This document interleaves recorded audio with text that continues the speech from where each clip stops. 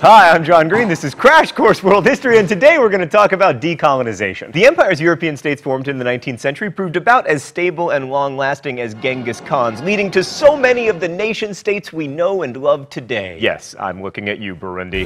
Did you ever know you're my Burundi? You're everything. Stan, don't cut to the intro. I sing like an angel.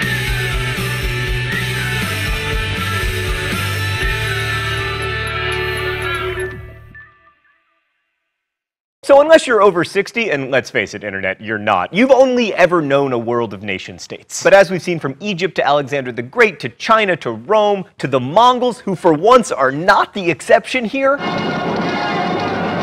to the Ottomans and the Americas, empire has long been the dominant way we've organized ourselves politically, or at least the way that other people have organized us. Mr. Green, so to them Star Wars would have been like a completely different movie. Most of them would have been like, "Go Empire, crush those rebels!" Yeah, also they'd be like, what is this screen that displays crisp moving images of events that are not currently occurring? Also, not to get off topic, but you never learn what happens after the rebel victory in Star Wars, and as we've learned from the French Revolution to the Arab Spring, revolution is often the easy part. I mean, you think destroying a Death Star is hard? Try negotiating a trade treaty with Gungans. Right, anyway, so the late 20th century was not the first time that empires disintegrated. Rome comes to mind, also the Persians, and of course the American Revolution ended one kind of European imperial experiment. But in all those cases, empire struck back.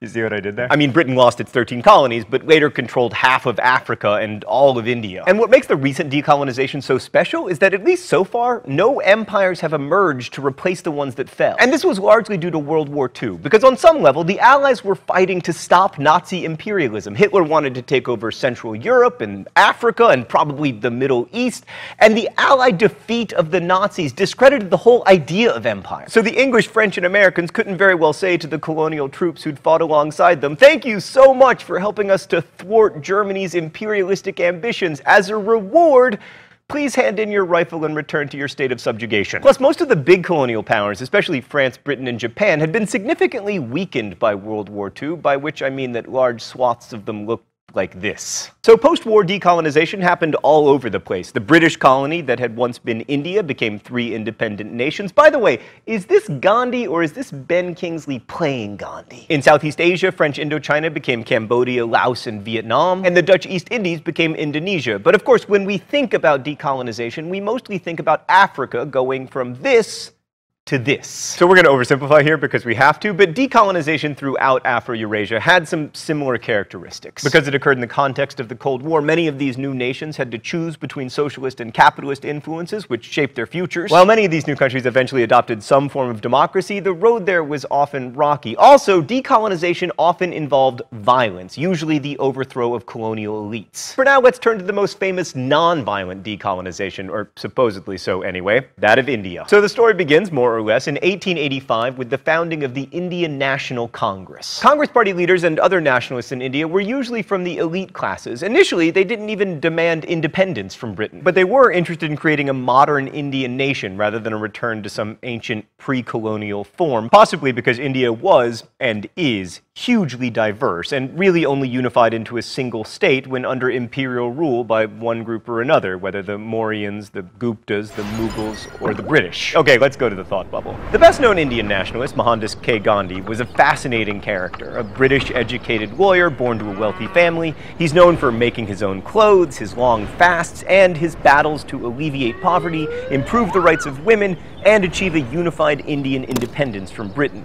In terms of decolonization, he stands out for his use of non-violence and his linking it to a somewhat mythologized view of Indian history. I mean, after all, there's plenty of violence in India's past and in its heroic epics, but Gandhi managed to harken back to a past that used non-violence to bring change. Gandhi and his compatriot Jawaharlal Nehru believed that a single India could continue to be ruled by Indian elites and somehow transcend the tension between the country's Hindu majority and its sizable Muslim minority. In this, they were less practical than their contemporary, Muhammad Ali Jinnah, the leader of the Muslim League, who felt, to quote historian Ainsley Embry, that the unified India of which the Congress spoke was an artificial one, created and maintained by British bayonets. Jinnah proved correct, and in 1947, when the British left, their Indian colony was partitioned into the modern state of India and West and East Pakistan, the latter of which became Bangladesh in 1971. While it's easy to congratulate both the British and the Indian governments on an orderly and non-violent transfer of power, the reality of partition was neither orderly nor non-violent.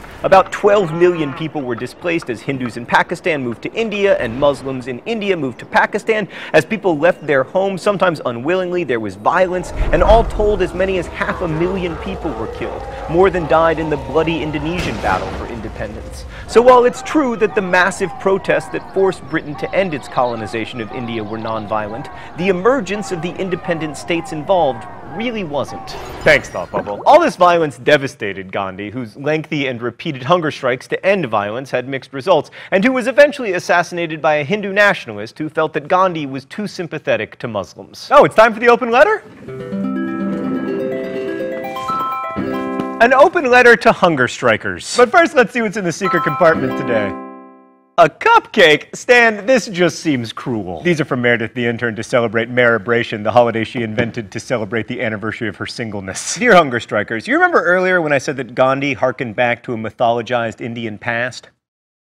Well, it turns out that hunger striking in India goes back all the way to like the 5th century BCE. Hunger strikes have been used around the world, including British and American suffragettes who hunger struck to get the vote. And in pre-Christian Ireland, when you felt wronged by someone, it was common practice to sit on their doorstep and hunger strike until your grievance was addressed. And sometimes it even works. I really admire you, hunger strikers, but I lack the courage of your convictions. Also, this is an amazing cupcake.